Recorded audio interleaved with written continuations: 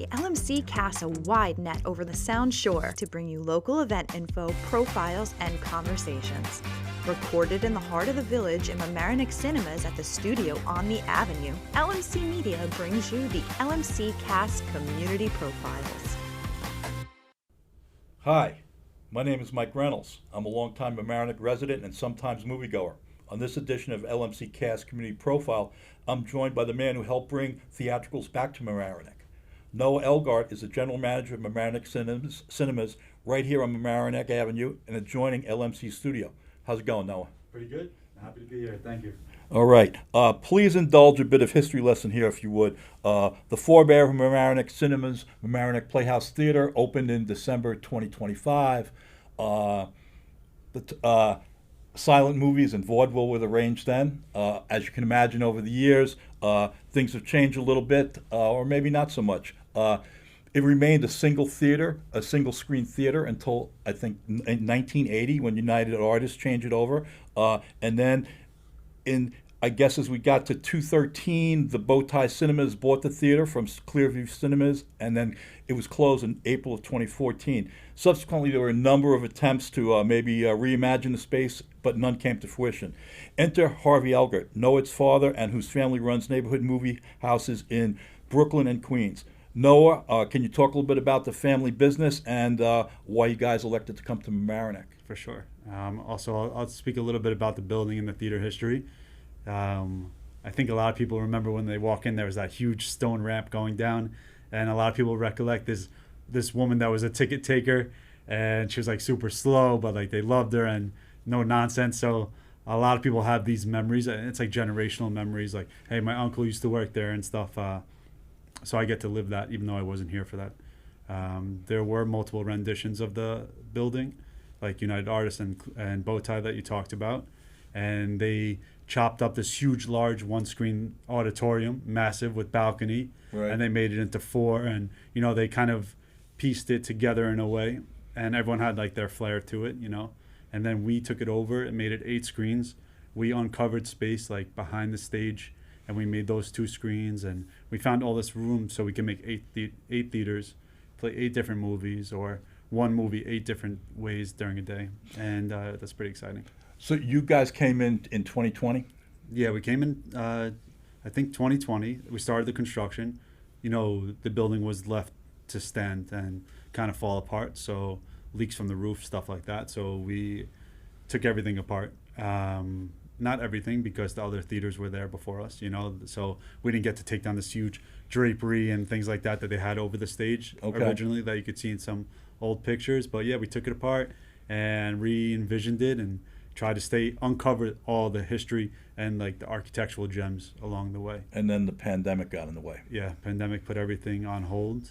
The effects of that rippled through the whole construction industry, and we were getting steel fabricated. Since we opened up that big theater, we had to suspend the roof, and so the steel got slow, and it was unknown at the time, COVID and its potential danger, so utmost precaution. And then it kind of trickled into the studios and the film releases and stuff like that. So it was not for everybody, that experience. Not something I would want to experience again. Timing maybe not the best, huh? No, but you have no control, and right. It was a good lesson in letting go, and it was a tragedy. People want to watch movies during that time. Right. Families want to get together. Sure. So lost opportunity. So you mentioned again 8 screens. What was your vision coming in, and can you talk a little bit about, for those who haven't been, what they will find inside Mamaroneck Cinemas? For sure. Like our vision was to really give our family's theater experience to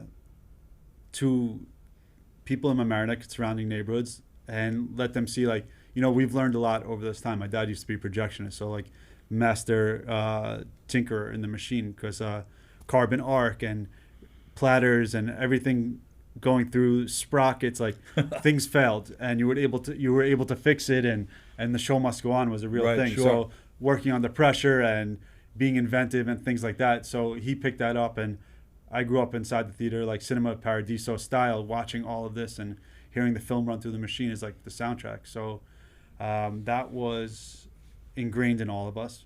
With Mamaroneck, we wanted to kind of display that. So we learned a lot. we were able to make these amazing auditoriums, comfortable, great sound, great picture, which is Big our core seats, right? business. Big seats for sure.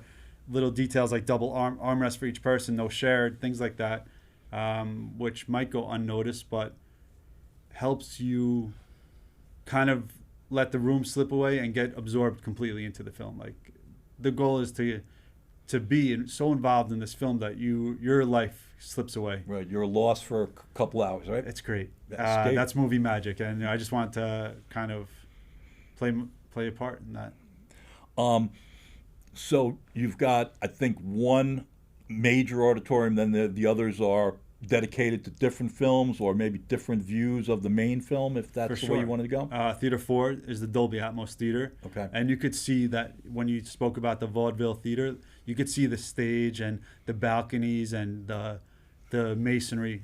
You could see all that in that Theater 4. You see up top in the ceiling where they used to walk around. It's like really, it's a gem. And that was covered through those bow tie Right. UA renditions. So we want to showcase that. It's 100 years gone by. Unbelievable. Right. And like bricklayers, spent their lives, like the rivets are all hand. Like, there's a lot of hard work that went into there. So we uncovered that. We were fortunate to uncover that. And yes, we have other theaters, different sizes. So we cater the theater to the audience size. So like, we're able to say, this movie's not so popular, but it's a great movie. It could play 40 seats all day. Let's do that. So we do that.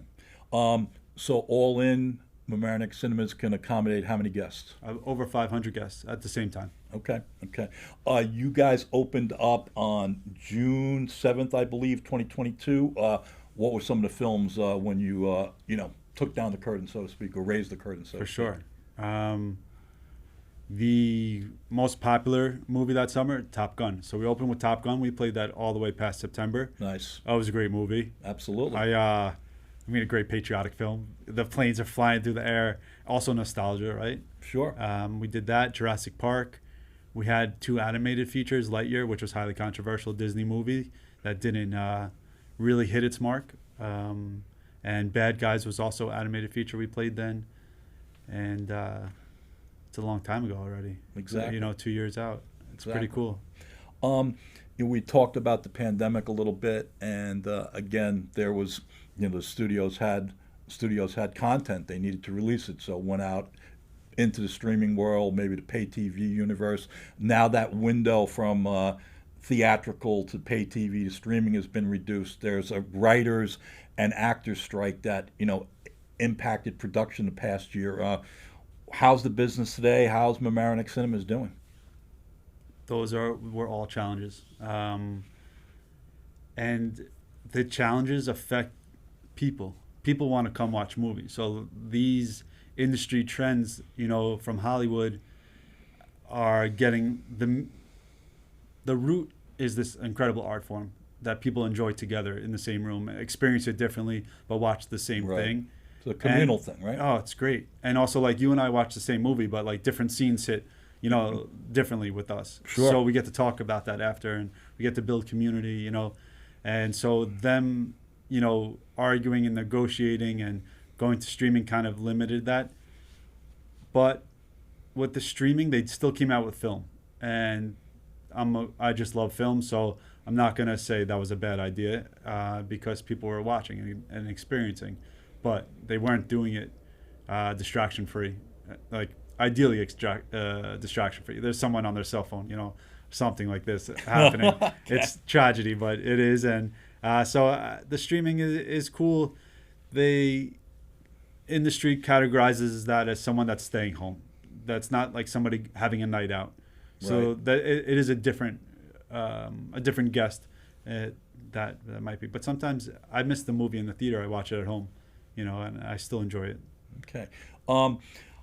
This year so far, we've seen Dune Part 2. I guess there was another Godzilla, King Kong. I think That's it's right. New Empire. Still playing. Those guys have those films performed well for you? Godzilla did great. Yeah. Yeah.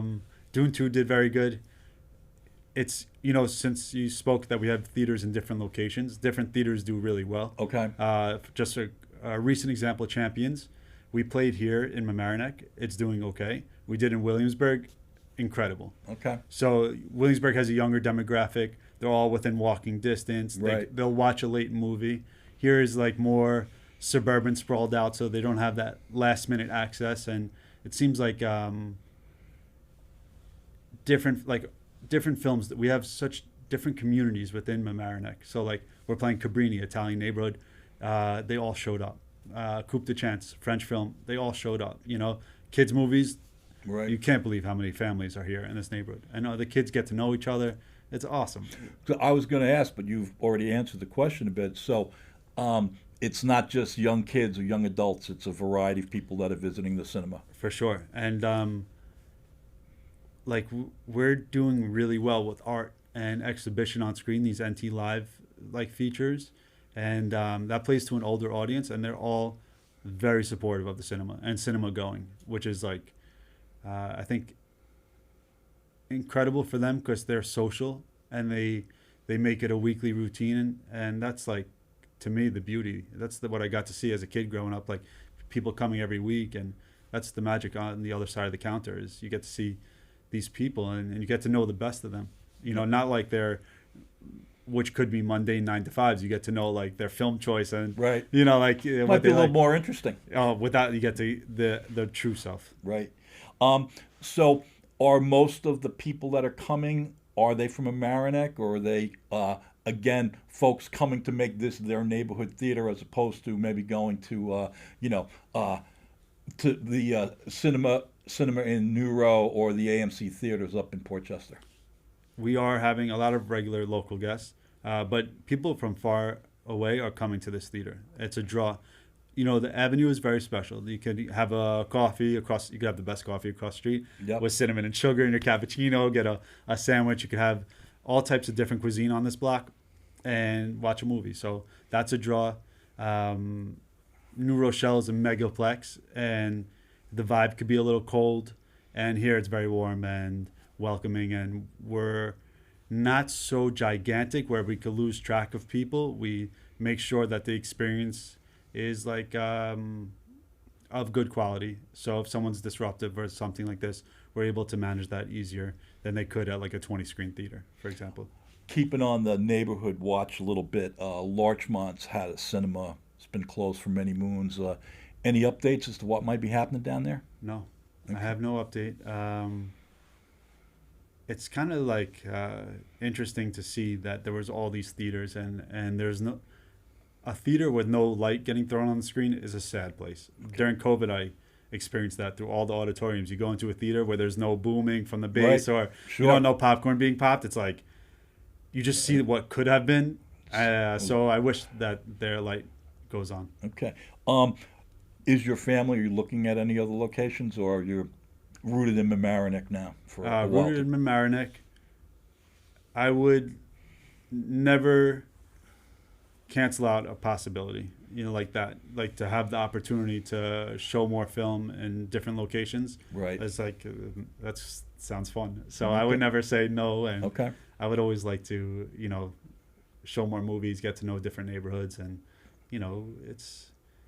you get to also make jobs and you get to increase trade and things like that. It's good for commerce. It's good for a lot of different reasons. All right. Let's talk a little bit about the 2024 summer schedule. Oh, yeah. Last year, you had Barbie and Oppenheimer.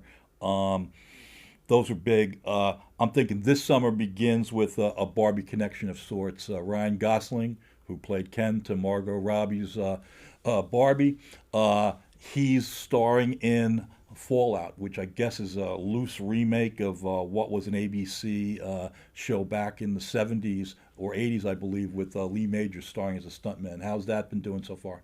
Did pretty well last weekend. Yeah. It's also a PG-13 film, which we do well with. And I think that was the challenge with Challengers, that it was a rated R feature. Okay. So it aged out some people. This summer, like I just read something that they're saying that their earnings will be less. They're expecting less because the studios are coming out with less frequent films. But like we have a movie like Inside Out coming out, which when it was originally, this is a sequel. The first one played the whole entire summer. It came out in June, which was really an incredible feat.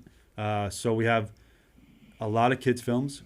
The movie If, Invisible Friends coming out, Garfield, Bad Boys for Life, like always, I consider myself one. That's the fourth ride for Will and Martin, as it were? I don't know. They ride together, die together. It's Bad Boys for Life, always. That's coming out, I think, June 6th. Okay. I'll watch that.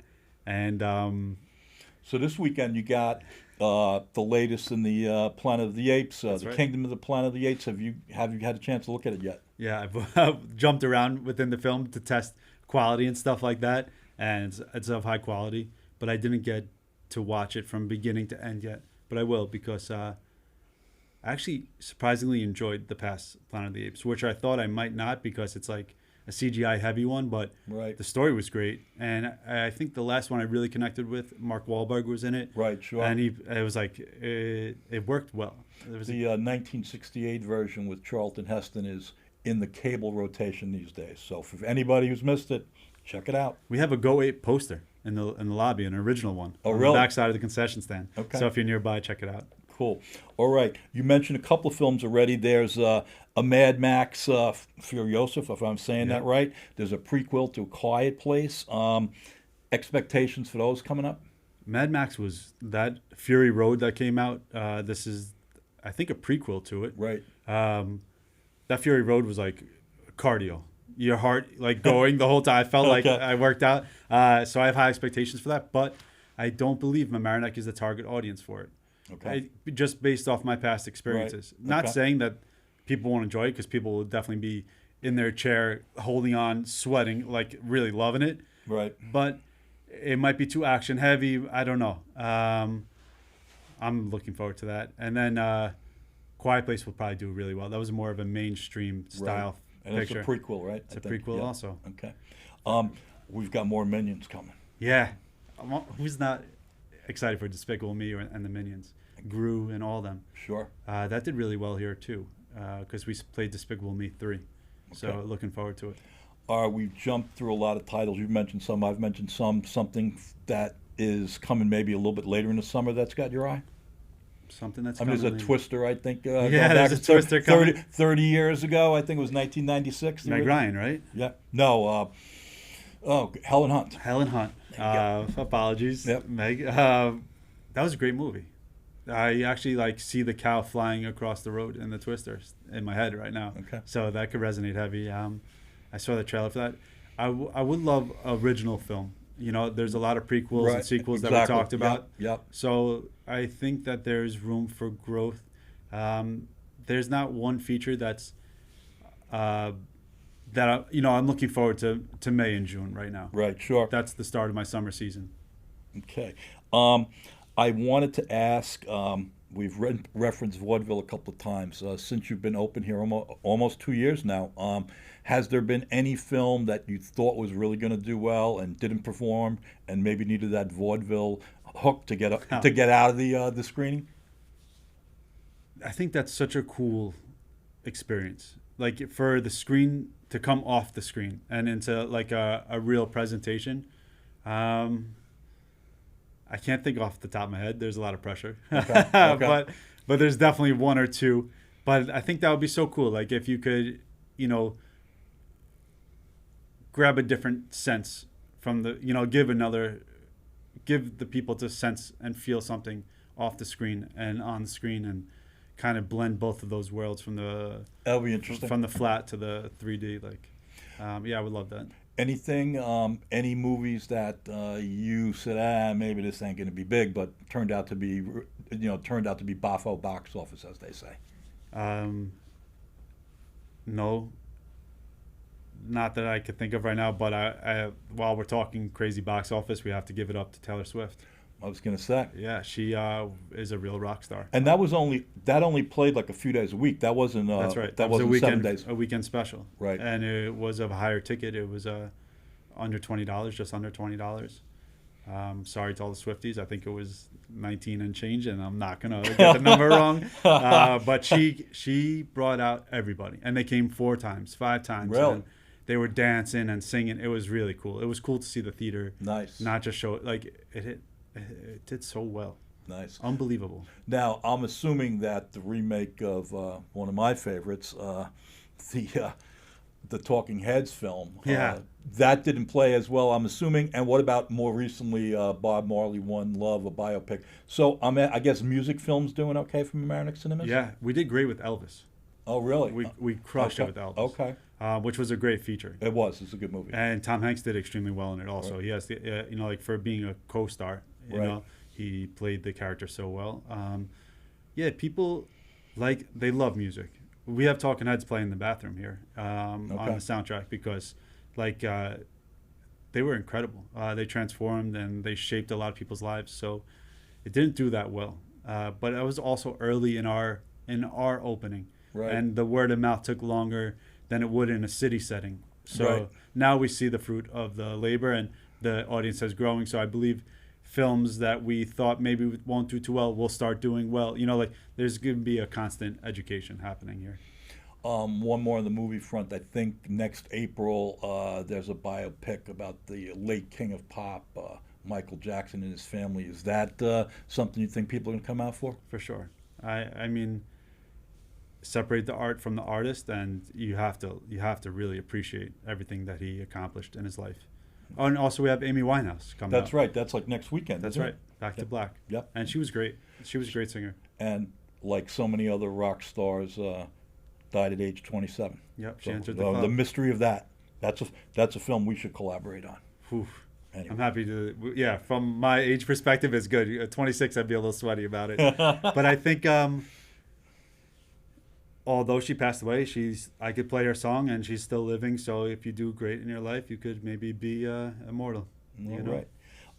We're getting to the end here, and I wanted to ask you just about, in addition to your, theatrical and late afternoon and nighttime showings, the Mamaroneck Cinemas has a lot of matinee action. Yeah, and also we just did a $5 Wednesday, which is a little bit owed to how it used to be here. I think it was on Tuesdays. Okay. And we give the neighborhood, to come enjoy something for 2 hours for $5 is like impossible because even a bagel with cream cheese costs more, and it takes a lot less than 2 hours to eat that. So it's a good way to say thank you to everybody, and you could bring your whole family and spend $20. It's like a dream.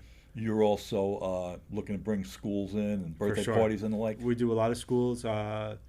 The French Academy here, they are like frequent guests of ours. Okay. We give them a nice deal. We do a ton of birthday groups in the morning at 10 a.m. We do private shows during the day. We've done financial conferences, done product releases because this space, it can adapt to different scenarios, and the theater can adapt. I mean, we have the best picture and sound, so we could play anything and we could make it interactive. People sit comfortably. We have nice concession options, so Right. we could cater to them as well. So if Mike Reynolds and friends wanted to come in and watch The Godfather or Almost Famous or Star Wars, or if I wanted to have a holiday party, could I have A Christmas Carol or one of the millions versions, or Elf or a Santa Claus?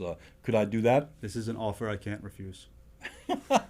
Okay, but again, so would you guys get the film for me, or how would I do that? How would I show The Godfather in your movie theater? You would supply the film, Okay. and we would take care of the rest. And Okay. we would do that in advance, and we'd make sure that we quality control it for you and make it kind of a carefree experience. All right, you mentioned concessions briefly. I know I want to know this, and I think a lot of other people do as well.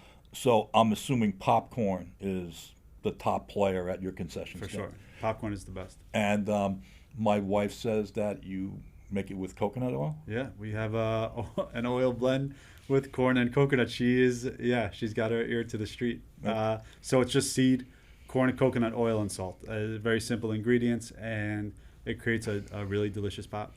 And again, are people favoring it on its own that way, or do they want more butter? Or Oh, it's hard to tell, but there are when someone's hitting the butter machine hard, it stands out, so it becomes a noticeable experience. I have my own preference. I go straight up. Okay.